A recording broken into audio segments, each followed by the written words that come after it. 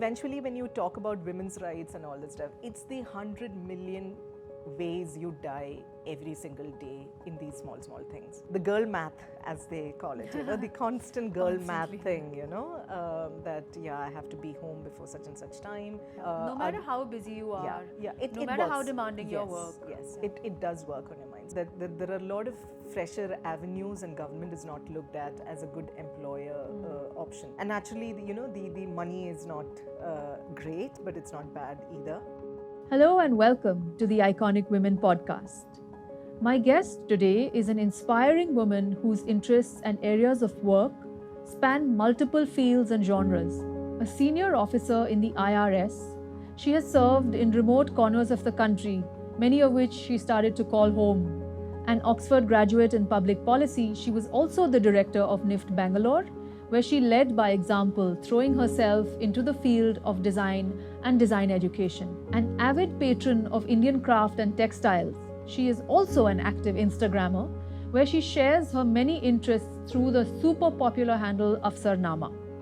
From feminism to her role as a mentor to thousands, from colonial Indian history to navigating the revenue system, she makes it all look so effortless. So join me today in discovering how Susan Thomas does all of this and more.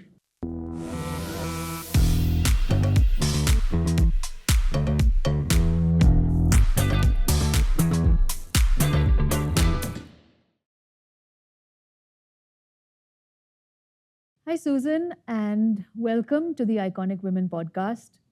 As always, super excited to have you here. Thank you for coming all the way from Delhi. I know that you had to juggle quite a few things in your schedule, so really appreciate having you here. Thank you so much. It's been an absolute pleasure. And, even the conversations in the run-up to this, Right. I mean, probably the audience sees only the last bit of it, but the run-up and the process has been equally invigorating. Thank you so much for having me over. Susan, I wonder about you. You are a person who's kind of segued from one thing to another so seamlessly and effortlessly. You seem to be a very multi-talented individual. You've worked in the IRS as a senior officer, and then to NIFT Bangalore as the director, and then I think now back to the IRS, right? Yeah.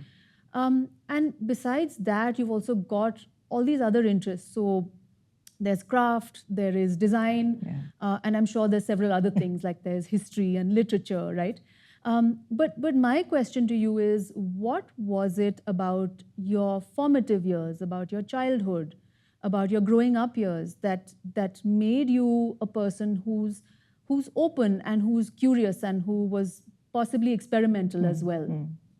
So it's very difficult to sort of put your finger on just that one thing.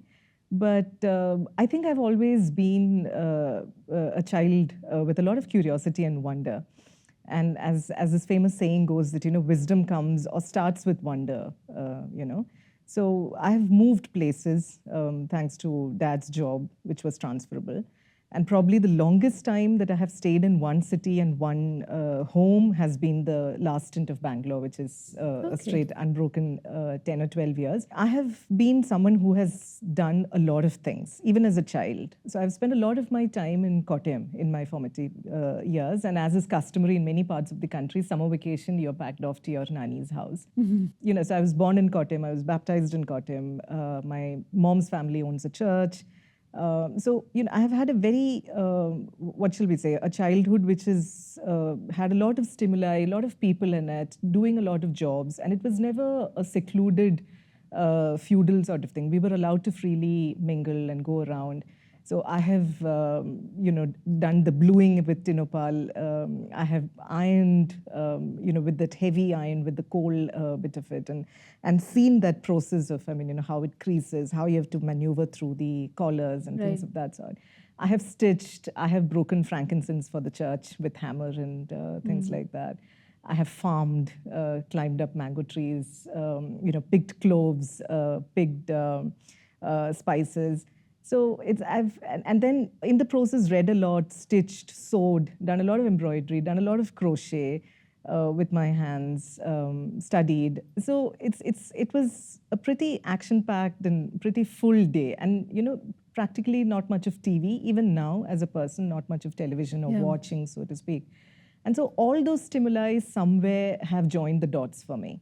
So when I went into NIFT as well, it was not by default, it was by design. I mean, I applied for it, I interviewed for the job, and then I was selected from amidst the applicants. Even there, I mean, it was, my mandate was only administration, but I plunged, dived headlong into design and understanding the process, and faculty, talking to faculty, sitting with them for long and understanding about the processes and about their academic backgrounds, which is very different from mine. So I've always looked at everything with a lot of wonder and with a deep yearning to learn, even now. So even when I talk to my students, 18-year-olds, 20-year-olds, it's not a talk down, but on an equal footing always, that they have as much to teach me as much as I have to offer something to them. Right. And that learning from people across spectrum, have always helped me in good stead. You spoke about design, and we'll speak about that a little further down into this chat. But is design something that you were always interested in? Just kind of looking around your world, try and sort of observing and imbibing whatever you could, or is it something that fell into your lap when NIFT happened to you? So I would say that NIFT probably gave me a lens through which I can view it academically. But I was always interested in design. And I know that, a lot of this conversation on design thinking is very American in its origin and in the academic practice as well. But, I think, when we are doing up a home as well, and my mom does a home very well, and, she really doesn't talk about design, but I have, she's one person whom I have seen do beautiful creations on the flowers with whatever is given to her. And Kerala being this bowl of biodiversity, there is never a dearth of a dried palm frond or a driftwood or a coffee root or something of that sort.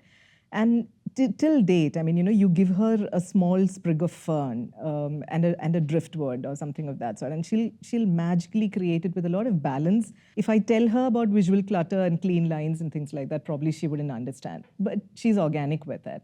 So I've come to believe that we all do a lot of design and a lot of aesthetic appreciation in our day-to-day life, but we don't view it from an academic point of view always.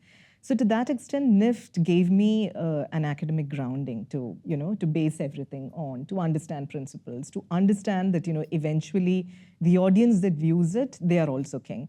And a bit of it also came from reading public policy at Oxford. Because very often when we design public infrastructure or policies, or even simple forms, an income tax form, a KYC form of a bank, something that we deal with on a daily basis, the user interface, how easy is it for the other person to look at it? How does the information flow? All these things are now, I mean, I now look at it from a very clinical and from a very academic point of view, thanks to NIFT. But I would definitely say that I had always had that eye right from childhood. Right.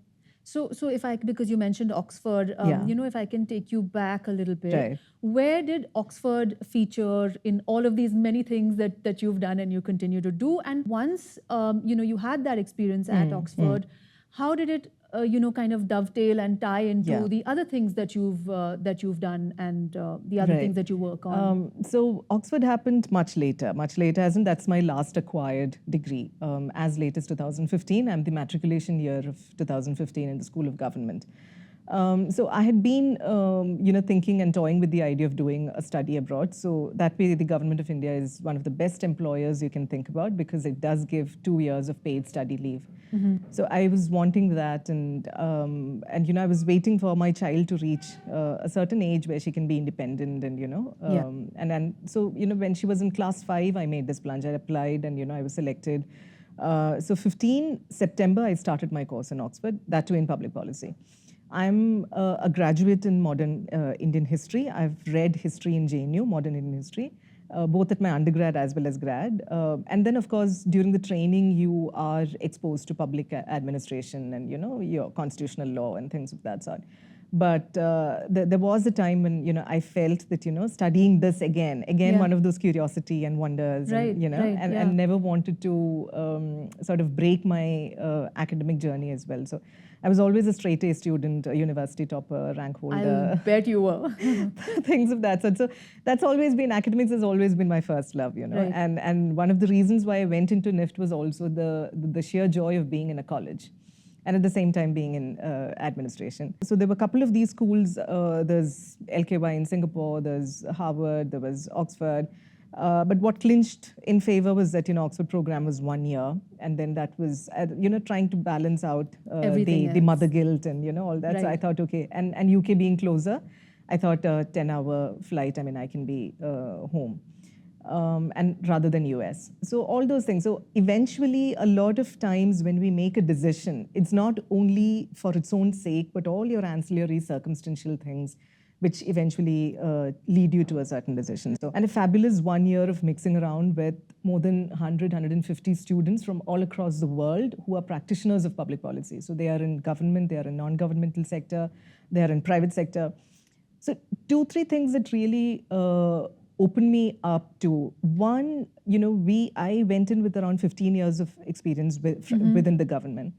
And there was a certain mistrust with the private sector. In India, we look at government and private sector as being dichotomous, as being, on the opposite sides, and Right. etc.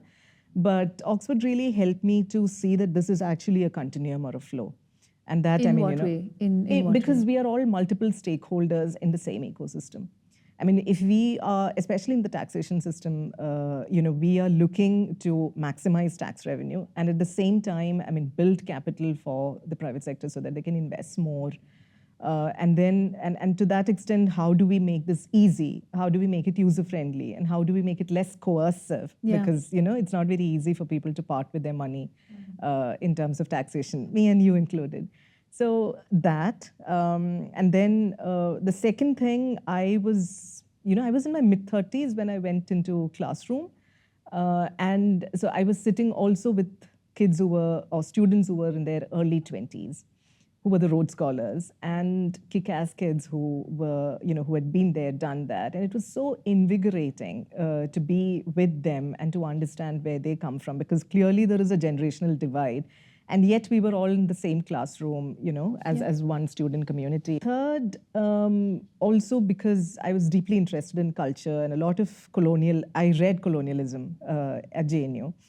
So this was colonial Indian history? Yeah, so modern Indian history much has to do with, the not only the freedom struggle, but the foreign powers, the European foreign powers, and then the theory of colonialism around which this entire power structure is built up. Okay. And then it's all in UK, right? It's all Yeah. in London, and so you have the Bodleian Library, and a lot of these artifacts and manuscripts from India are there. I love how you described your growing up years in Kottayam. Yeah.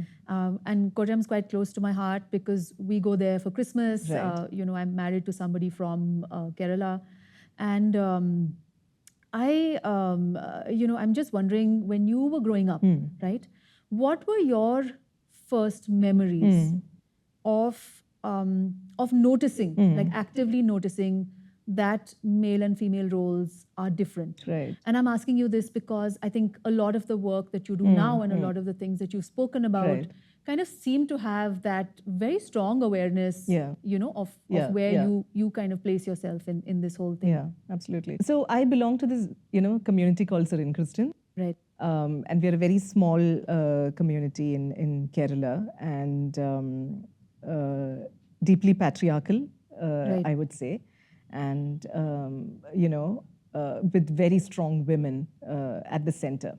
So there is a certain dichotomy that I've had to deal with right from childhood. I see absolutely brilliant women, very well educated around me, but none of them work outside home. And all their energies and all their capabilities are focused on their kids and their homes. So, it would be fabulously cross-stitched chair backs to the most amazing cakes and desserts to the lavish spread and lavish spread on the table and a capacity to execute something, and execute it well. Really well, really well. And put your heart and soul into it. Yeah, into it. So that's something that, so my mother's mother, my mom, my dad's sister, these are all very strong women that I have, grown up around. And I always thought that, but yet have a role which is not at the center, but at the periphery. And that dichotomy is something that I have tremendously been angry about. And that's one emotion that, that's something that, my family would also say that, so there was this one instance when I wanted to sit at the head of the table, and my grandmother said that no, the boys sit at the head of the table, and that's a very distinct memory in Kottayam. You mean boys, meaning there was a child who was sitting at the head of the table? My first cousin, the boy who would, again, since it's patriarchal, the property comes down the son's line, which is what Mary Roy had to fight. Arundhati Roy's mother had to fight up until Supreme Court, and get that established that women do have property rights in their father's bit. So so when I wanted to sit at the table, so she said no. He will sit, X will sit, and why? Why? Because the family name is continued by the boys. You actually asked why? Yeah. So, she said, you will be married off to another family. You are not from this family. Yeah. It's like you're a temporary guest in your own house. Yeah. And the real deal or the real thing is when you get married, and that will be your family. So that anticipatory thing, not really here, and you're always on some sort of a transit role in your own home. That I distinctly recall. And my granddad was a priest in the church. Mm-hmm. So he would take me, my brother, and my other first cousin to the church for afternoon prayers. So while he is, so I'm sure you've seen a Syrian Christian church. So I'm an Orthodox Syrian Christian, and this church is Jacobite Syrian Christian. So the altar is an elevated and always covered with a curtain, and the lay people stand below. So he would go into the altar where the curtains are drawn, and he would have his secret prayers. And one day he decided to take the boys to the altar to show them the altar, and so very ceremoniously and very reverently he ushered these boys. And I was waiting, thinking that next is mine. It's going to be next is my turn. So I must have been 10, probably 9 or 10 sort of thing, and I was never taken. And I was so heartbroken. I was so heartbroken. Even now to think about it is a deep deal of trauma and tears. And I remember standing there forever, and these boys are inside. My granddad is also inside, and I'm waiting in this capacious church all alone, thinking that I'm going to be called, which never happened. And then again, that's because you're a girl. So girls are never allowed into the altar. So these sort of double standards and these sort of things. It's not on who you are or what you are. It's just for being a girl. And it made no sense to a 9-year-old or a 10-year-old to be told that, you cannot go to the altar. And to date, I think, the Syrian Orthodox will not allow the girls to be altar boys, no women as priestesses. But when I went into Oxford again, God was kind. I did read the Bible for the altar in St. Cross College, where I was part of. So, you see, Kadambari, when we go through something, there is always a back history to it, which is not always visible or which is not always very apparent or clear. But that anger I have always held on to in my mind. And hurt, I think. That hurt, and that anger. So when I stand up, and it's not only for me myself that I stand up. I do stand up for anyone who I feel is wronged. So if I'm walking by the road, and if somebody is not treating someone well, a roadside vendor, I do stand up because I have a deep sense of justice and a wrong that is being committed to him. Situations that are no longer in Kerala, it could be anywhere else in India or in the world even, and absolutely. It's the same thing that kind of perpetuates itself. Absolutely. Right? So, being a Malayali and growing up in Kerala is a mixed bag, in the sense that you are you're in a greatly invigorating intellectual atmosphere. Right. Because, this is one place where literacy is its highest, where mass media coverage is very high. Everybody gets a newspaper. You have street side discussions on the local politics. Everybody is, politically very aware, have strong views on their politics. Yet, in terms of women's rights, even though we have the best of the indices comparable to that of Europe, So I remember sitting in classes in Oxford and glowing with pride when it comes to talking about the Kerala model of development. And you have the Panchayati Raj devolution, you have Kudumbashree, you have high literacy, you have maternal mortality rate, which is the lowest in India. In India? And the institutional deliveries where women deliver in hospitals and clinics, that's also one of the highest.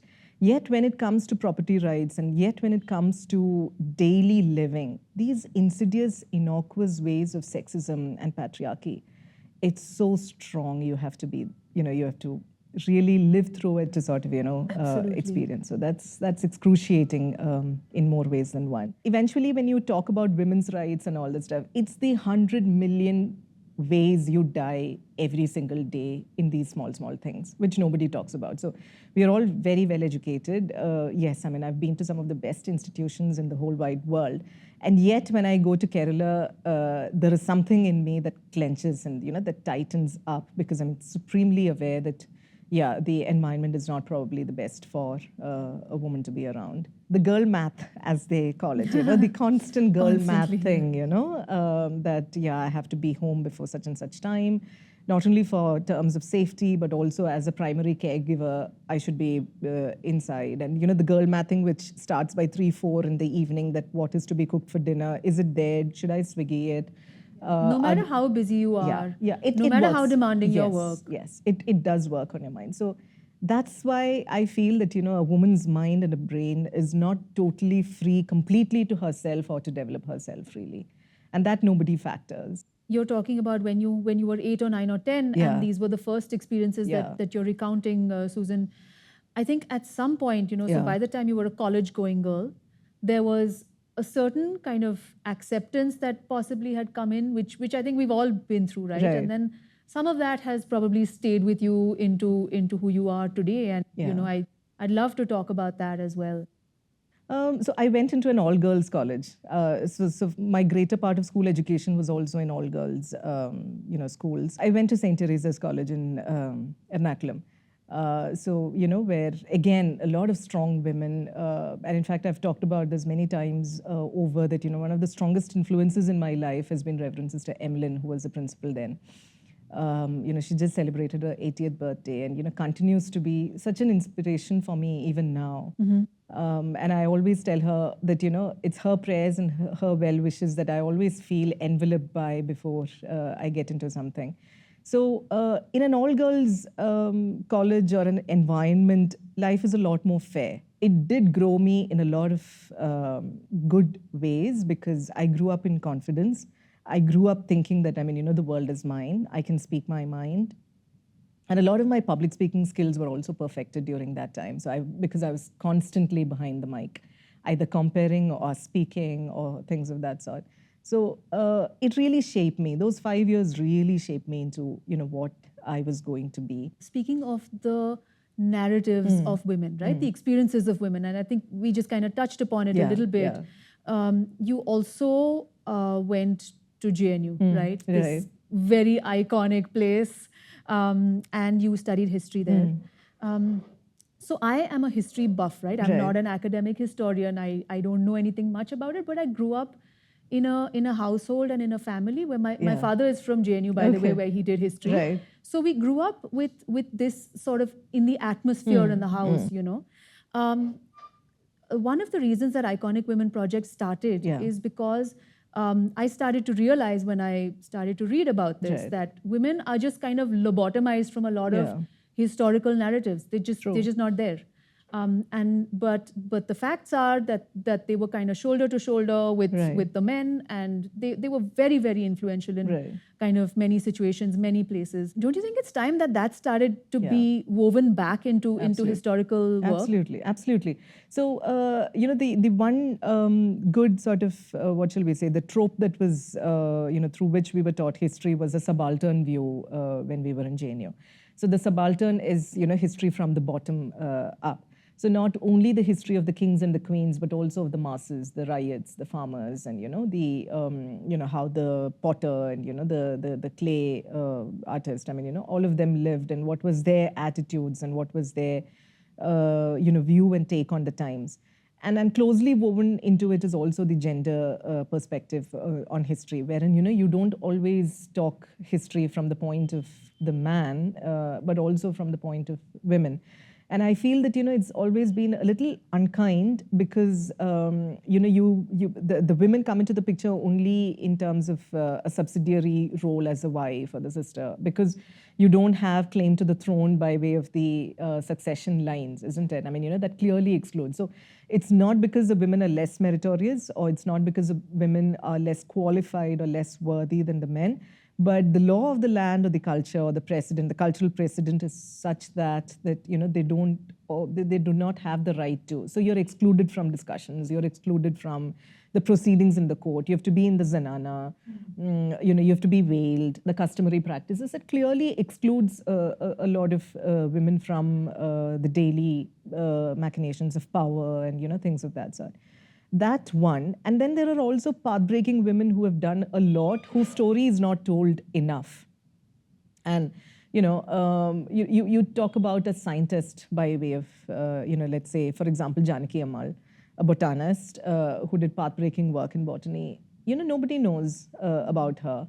You talk about Padmaja Naidu, who went on to teach in many of the foreign universities. Nobody knows. Rukmini Devi Arundel, fabulous revival, artist, and Kalakshetra foundress, and all of them. I mean, it's very recently that, their biographies are being released. Again, because women themselves are sort of taking interest in their ilk and saying that, yeah, these stories need to be told, and these are path-breaking women whose lives need to be shared, not only as inspiration, but also for their rightful place in the history, in medical history, or in scientific history. And so this entire movement of having more women in STEM and all that, it makes a lot of difference. So in fact, when we, when I think it was in 2019 or 20, we did a mural with the NIFT students in Whitefield railway station.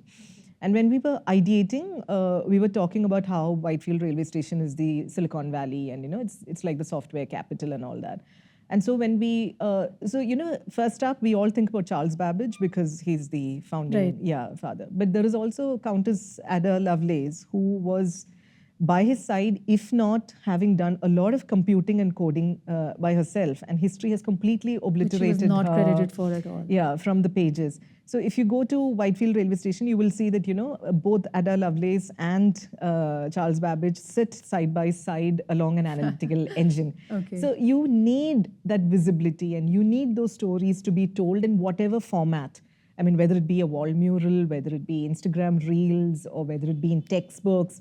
So you need a carpet bombing of sorts to bring these women back into life and share the, and it was much harder. It was definitely much harder because now, thanks to the work that many of these women have done, we stand on the shoulders of giants, Giant. So, we didn't have to fight for voting rights, suffragettes. Absolutely. And, India had, voting rights for women long before a lot many other European countries did.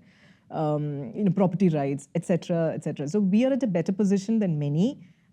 Before, wherein crossing the seas or going abroad to study, and, the pressure to get married early and have children and discontinue studies, not being able to pursue a career. This can really be killing from within, So to that extent, I feel that, this is a very, very good time because there are a lot of initiatives, I mean, including what you guys are doing. And, a lot of cities, a lot of dedicated platforms who are, trying to bring these stories back. Into the mainstream. In bigger or smaller ways. Yes, I think absolutely. It's about time, Yes, absolutely. As a civil officer, there is this impression that we all have of this Sarkari Babu, right? And I think it's so embedded in all our minds forever. True. How do you think that can change? I think, there is a certain sense of entitlement with which we approach a government officer, And one of the most common things that I've heard is, we pay your salary. It's that sense of entitlement with which a lot of people approach, civil servants or, any functionary of the government. I mean, we pay our taxes, so you get your salary sort of thing, which is a very skewed mathematical equation. But we'll let that equation lie aside, or we'll keep that aside. And I think Probably, I mean, historically, the way we have built these stereotypes of Sarkari Babu, the file pusher. Yeah. So whether it be from a peon who's, carrying files to someone who's really high up, I mean, let's say an IAS officer or, the most visible, a district magistrate Yeah. or a collector or a police superintendent and things of that sort. So that has not been very flattering. The portrayal have not always been flattering. Sure. So invariably, it's been about corruption, it's been about casteism, it's been about nepotism, which bureaucracy. Yeah, and red tapeism, and all of this, which are negative words, rather than looking at it as facilitation or change agents or things of that sort. And that, to a great extent, has to deal with our history. Where we were a colonial subject, and most of these low-level staff, the higher-ups would be the Brits, and the low-level staff would be the Babus. And so that Babu or Babudam in itself is a colonial vestige. And then once independence happened and we had an independent civil service and all that stuff, many of the institutions continued, and so the image also sort of continued. Yet, there is a lot of things that we have done, a lot of things still need to be, get together and done together. But I had given a TEDx on this as well. I mean, my very first TEDx in 2018 was on this, that, how, why working in the government is lit. I remember that. Yeah, so I gave it in Choice School in Ernakulam. So, I was trying to sell this idea that the best of the country, I mean, the best of the young talent should come and join the government. And that's one sad thing that's happened, that, that there are a lot of fresher avenues and government is not looked at as a good employer option. And naturally, the money is not great, but it's not bad either. But compared to an MNC life or, the money is definitely not comparable. But at the same time, I mean, when you look at, you can never approach this as a job. It's more than a job, because unless you have a very, very strong rootedness in your country and a deep desire to be change agent and, to be that one force which can make or move a few lives here and there. Yeah, yeah. And so my aspiration has always been to not do great big things, but, do small things with great deal of love and, compassion and repeatedly and repeatedly and consistently. And I'm sure that, if each of us, I mean, have that work ethic in whatever we do, then that can percolate and make efficiency a great ideal to sort of thing. I mean, the kind of digital penetration that we have in India, and one has to give it to the government and the bureaucracy, that the kind of, you can lodge a complaint online, and the digital infrastructure that we have, you can get a vada pav on the road and pay through Paytm, and I pay my laundry guy, the guy who presses my saris, through Paytm.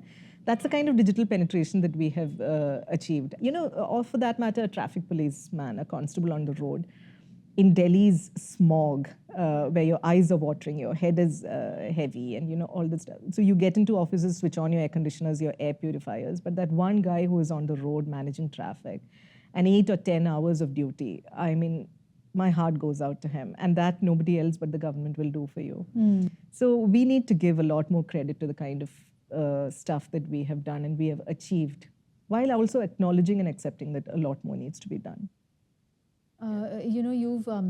You've described these dusty files coming out of cupboards in very remote places where you've been posted, and you've even described like snakes coming out with the files. Yes. And yet you stuck around, you know. So what is that big idea that you believed in that made you do this? Yeah. So definitely the idea of India has always been a very, very romantic notion, so to speak. I mean, so you see, I've worked a larger part in Karnataka and also in Rajasthan, 2 states other than my own home state of Kerala. I've never worked as a professional in Kerala, though my student years were there. Yet there has been always that thread of unity that runs across everywhere, that as an Indian, and even this entire idea of a bureaucrat who can be posted anywhere in India, from Kashmir to Kanyakumari to, let's say, Jodhpur to Jharsuguda, anywhere, you can be posted. And that's a tremendous opportunity.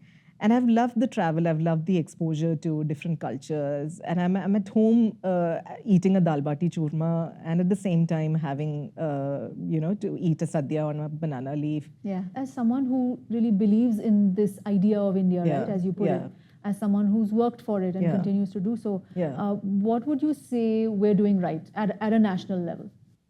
I think at a national level, I mean, especially with the Honorable Prime Minister's initiatives, we are for the first time taking a lot of pride in who we are. So there's a lot of media and initiatives and, a lot of initiatives to bring to fore the stories. The vocal for local, for instance, the hashtag that Prime Minister Modi ji made very, very famous, and which I invariably use in almost all the Instagram captions when I'm writing about handloom and textiles. It's a brilliant one because you're global. So the entire fashion trend of global is being global and at the same time local, and to spin that on the head and bring to fore the art, the culture, the dance, the food, and everything. And the way they showcased it for G20 about being vocal for local, yet being, the Vishwa Guru or the international, the spiritual leadership and, the potential that is within that country. I think this sort of a narrative I'm seeing for the first time, and I'm loving that.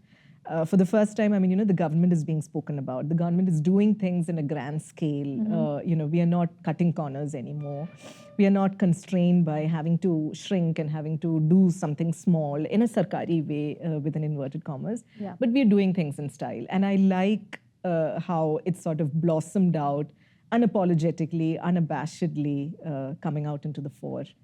That sort of self-assertion and self-pride that is coming, I think, that I'm loving at the moment. I was recently invited to NIFT, to NIFT Bangalore to be on their jury. Right. And I remember seeing, I'd never been to the building before, and I remember seeing this really large mural of Pupul Jaikar. Yes. And that kind of struck home with me on many fronts. But is Pupulji someone you met? Is she someone who inspired you in any way, in a sort of outside of your scope as director of NIFT, but as a person, because she was so larger than life, right? And her legacy is just staggering. So there's NIFT, there's NID, there's INTAC, there's IGNCA, and I'm sure there's so many other institutes that I'm missing out. So was she someone who left an impression on you? So as I said, I didn't come to NIFT by default. I mean, it was there was a definite intent with which I went in, and that mural of Pupul Jaikar was one of the first projects, the very first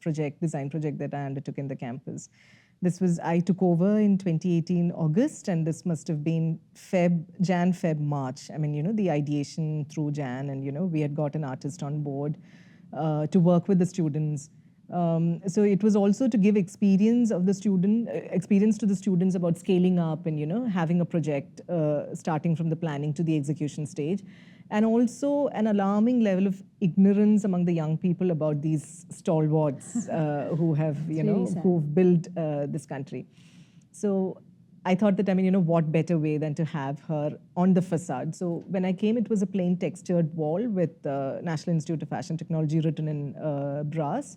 And then we took that down and we thought, I mean, murals is something that, I mean, street art, wall art is something the kids really enjoy in NIFT. So we thought of, I mean, having Pupul Jaikar, but at the same time having design elements of textiles and, handloom. So if you noticed carefully, we have given the Foda Kumbha borders on the side. Right. And, there is a cotton flower. And then the mural reads "With Love" from NIFT Bangalore, Pupul Jaikar, the years, and then "With Love" from NIFT Bangalore. So Pupulji, again, I really love women who are able to pack in a lot in their lifetimes. I'm sure you do. Yeah. So again, what you listed out, look at the oeuvre of what she has done. I mean, setting up NID and in an institute of design in a post-independent country which is dealing with balance of payment issue with partition and whatnot. And then you have the India report by Charles and Ray Eames, and building it on into an institute of design in Ahmedabad. And then in the 80s to come up with a fashion institution as well. So even in my TEDx, I have touched upon this, that how aspiring and how brilliant this country is that, okay, I mean, we do have issues of poverty and casteism and all that stuff to deal with, but also we are, setting up our IITs and our IIMs and, our NIDs, our NIFTs. Pupulji is someone, again, I mean, her vast capacity to build institutions. And that's a legacy that I really admire in her. It's not about undertaking small projects and then dying with the person, but it's about institutions that have continued beyond her and will continue beyond her. So, and then her tremendous amount of work with the Krishnamurti Foundation, the interviews that she has had with... with Jiddu Krishnamurti. Yeah, with Jiddu Krishnamurti.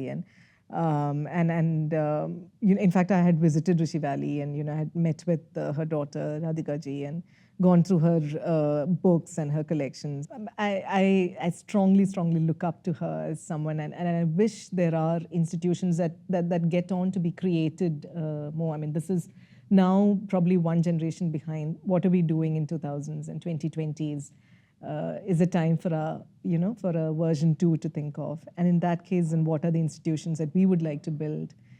Who are the Pupuljaikars who will come up now? And I always tell the students that, and I hope there are more Pupuljaikars amongst you who will create institutions and will work with the government. Yeah. And then that's a way of telling the young people to nudge them and to inspire them every day without actually breathing down their necks, So craft and design, right? Two of the things that Pupulji kind of work closely with. Yeah. They were always meant to work together, right? But now with design education, is design education today in India doing enough to move that needle forward? Because we have such a rich heritage of craft and textiles. Is it integrating enough with design? I think, I have experience only of NIFT, and I can say that, I mean, we are doing brilliant job with it because we do have craft cluster initiative. When every semester the students are sent out into clusters, they work shoulder to shoulder with the artisans, and then we bring them back. We bring the artisans into the campus to sort of give them an idea about what the urban market is. We take them to stores. We take them and show them, I mean, how a crossbody bag should look like, how they can incorporate their embroidery into placement embroidery, which can go on to, let us say, a tote bag, or how probably the younger generation like sleeker lines, less clutter, and so that visual experience makes it, and being with the students, they teach them about, I mean, camera work and about shooting reels on, Instagram and putting it out there, and placing your product in such a way that, every little nuance is captured. These things become important. So it's been a two-way traffic wherein, the students also benefit and the artisans also benefit with, and then our faculty also give very regular training programs to them. So we are doing a lot. And, we are also, even though I've left NIFT, I mean, I still say we because there's still a lot of emotional connect to the institution. Other institutions like NID, etc., are also doing a lot on this one. So many of the weaves have been revived thanks to their efforts. And a lot of NID graduates have set up businesses and successful brands, which are based... Very revivalist. Which are very revivalist and based on, I mean, handcraft, or even NIFT's famous alumni, Sabyasachi or Anavila, all of them have a lot of hand embroidery and hand woven elements into their, range. So that's there. I mean, it's inbuilt into, you cannot escape a conversation and that air of handcraft if you're a NIFT. Yeah. This beautiful indigo sari that you're wearing, does that come with a story as well? Well, indigo is India, right? I mean, I don't think there is any other color in the world which is named after a country. I mean, and indigo is... Okay, I didn't know that. Okay. Indigo is India. It makes a lot of sense. Yeah, indigo is India. I mean, indigo is, what the Greek used to refer to India, indicon, and this particular dye used to come, the natural plant dye used to come from India. So indigo is from that. So as a color, I think indigo breathes India. And then this is Jamdani craft. I mean, it's an extra weft, a craft that is into and hand-spun, hand-woven, which is khadi. That's the difference between a handloom and a khadi, right? Khadi, it still has to be, the yarn has to be hand-spun. Whereas a handloom, I mean, even if it is not hand-spun, so long as the fabric is woven in a loom, it still gets the epithet of it. And the blouse is a dabu print, resist print, this one. So I try and incorporate small elements of handcraft because that's an identity that I'm deeply proud of, and I want to wear it literally on the sleeve. So even in Oxford, I used to wear a lot of saris, the class photographs, and I had a chance to meet Prince William, during the inauguration of the building. So I wore a Kanchipuram even at that time. So that's something I deeply hold very close to my heart as well. So out of all your, kind of many facets, there's also Afsarnama, right? Which is the name of your Instagram handle. Of mine. And this role as an influencer, I see that you kind of pack so many thoughts, information, knowledge into your posts, into your captions, and you're talking about craft, but you're also talking about students, you're talking about education, right. you're talking about so many other things. I know that you are a role model to thousands of young students. What does it take to be that role model, and what is it that you're trying to convey through Afsarnama? It's a scary proposition that the role model bit of it, because we are all fallible, we are all human beings, and it's not always been that I've been the darling of the students, or I have had very, very tough times as well with them, because there's been a lot of trolling on certain issues and things like that, hate comments and blah blah blah. But I have consistently maintained a certain stand that this is who I am and this is how I will navigate the post of being a campus director. And I think that has been with a lot of love, but also with a lot of authority, as I would say, where I've had to take tough stand on, on a re-examination or attendance and things of that sort. I have taken decisions. But when it comes to caring for them and, booking them tickets, or, sending them in an air-conditioned train for an event, or giving them breakfast on the go, or providing bananas and boiled egg on the staircase every morning, so that these kids have something in their tummy before they go into the classroom. So it's a lot of tenderness and love, because I do understand that I'm almost double their age, and my stakeholders are half my age, literally. I mean, I have a daughter who is a teen, who is 18 now, and that's the age that my students are in. So it's a tightrope walk, because you are a caregiver, but at the same time an authoritative figure, and it can never be a very impersonal sort of way in which you handle or which you would maneuver yourself in a Ministry of Finance or as an income tax commissioner or things like that. I know most of my students by name. Most of them have DM'd me at some point of time, even in midnight or early morning, or whatever. So I always tell them that if you have a problem, before it escalates into something that I can't control, please put me in the loop. Instagram would like us to believe that you have to do niche. So if I'm doing something on handlooms or saris, then stick to that brief. Or if I'm doing women's issues, then stick to that. But I'm someone who dabbles in a lot of things, and so the handle also reflects not a niche segment, but in a week I may post about saris, I may post about women's issues, I may post about something that's relevant to youngsters, and different segments probably. And so it's a roller coaster ride. Sometimes you hit a viral reel, you get the numbers, sometimes the numbers drop. Yet it's grown me up also a lot, Kadambari. I mean, being on social media, because it's toughened me up a lot. Really? Yeah, it's toughened me up a lot. Because of the trolling that you mentioned? Yeah, because of the trolling, because of the unkind comments that come in. And, you eventually realize that it's nothing to do about you. It's nothing to do with you. I mean, it's, in fact, I'm forgetting this actress who said this very humorously, that what Chintu thinks in Chandigarh, sitting in Chandigarh, should not be of any consequence to you, because Chintu brings in so many of his own troubles and things into that caustic comment that he is going to make on your post. And it's true that your tone, and anyway in all these things, you have a word limit. You are able to squeeze in only so much. So people can accuse you of this and that and unkind and privileged and that and this and all that stuff, without an iota of knowledge of what you have gone through in life. There are so many parts of me that are not out there on social media, so which others do not know, and you really cannot form an opinion on the character or on a person based on 20 of her posts or 20 of her captions. One of the many things you speak about on Afsarnama is women's issues, right? One thing that I just can't understand, right, is why is the word feminist so scary? And not only men, but women, and women who care about these issues say, yeah, you know what, I care about these issues, but I'm not a feminist. What's wrong with the word? What's the problem with it? So even my Insta bio reads very clearly as a feminist. So that's Right. something that I wear very proudly on my, on my sleeve as a badge of honor. And it's also because what we said earlier, that a lot of things have been given to us on a platter, so we have really not had to struggle with it. So one really, ask someone who has fought the independence war, in 47, been there in 47, been a participant of Quit India movement, and for them, independence means something else than being born into an independent country in the 70s or the 80s, and so with each generation, I think it changes, because they have not seen the struggle, they have not seen what it was like before. The scenario was this equal, not still quite there, but we are somewhere there. So I think, and also this sort of villainization, and the stereotype of this bra burning, or men hating.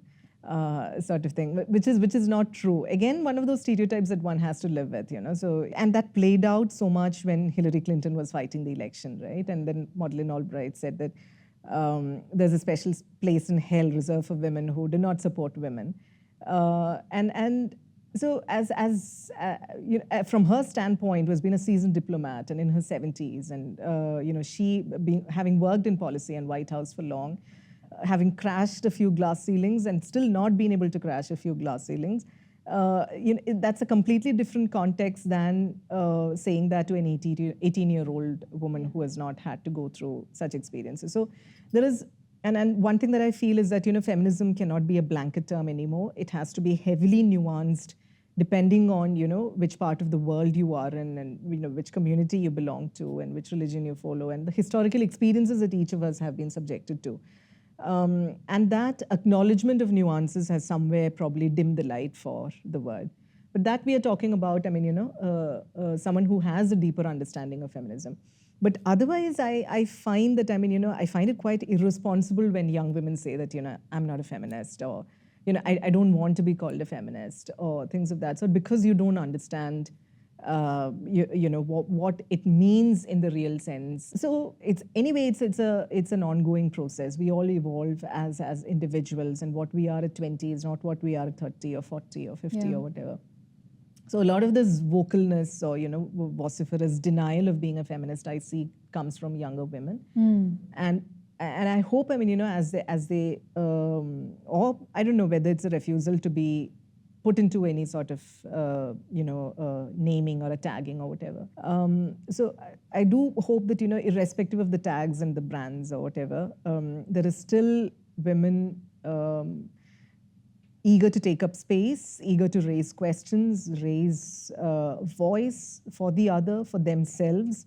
And when you do all that, you are becoming a feminist. You are a feminist. And so why not embrace it wholeheartedly? Yeah, and call it out. Yeah, absolutely. And call it out. Yes, absolutely. Susan, I see so many threads sort of connecting the different things that you do, the different issues that you care about. What makes you do what you do? What are you working towards? Is there a bigger goal?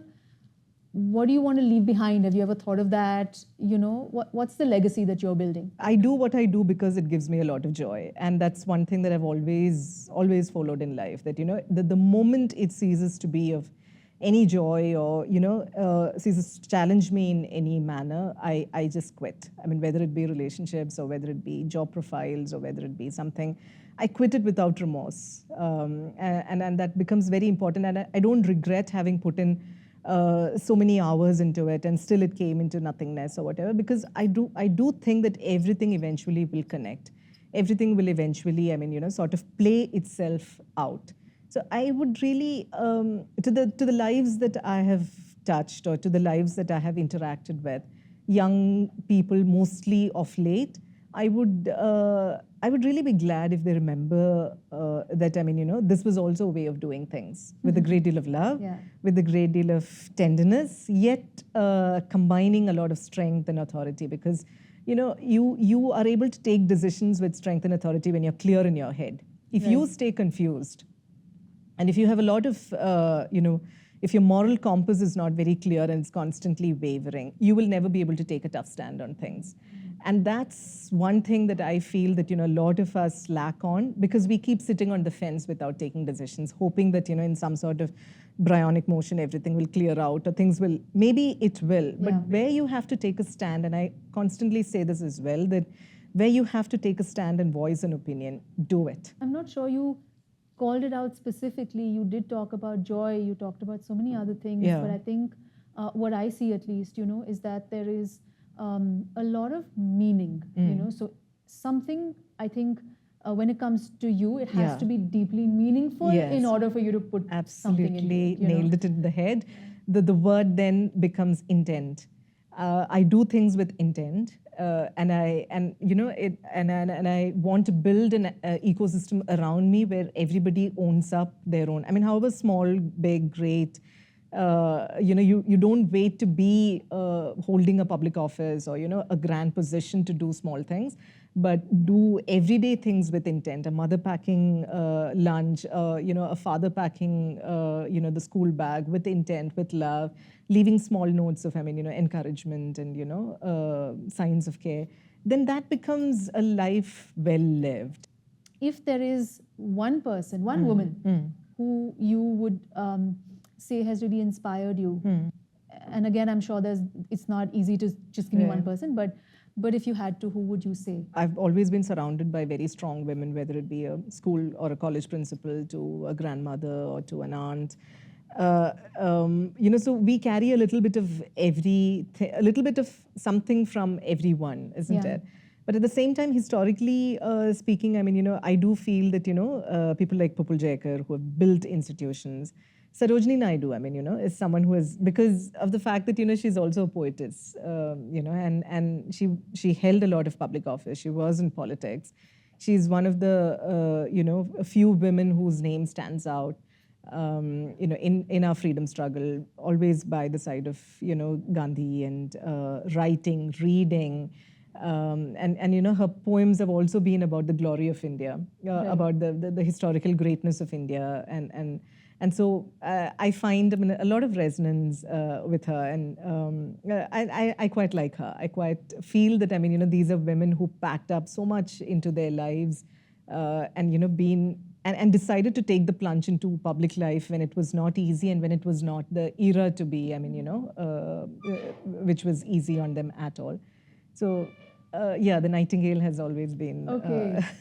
Okay, that's great to know. And as you know, on this podcast, one of the things that we do is that we dress our guest up as that woman that they admire. So I hope you're ready to be dressed as Sarojini Naidu. Thank you so much. Being a history student, a serious student of history, there's nothing more, more, what shall we say, lovelier end or a lovelier conclusion to this conversation than being dressed up as in vintage, in retro, this one. So I'm waiting and, to see how it all pans out. Okay, we'll do our best.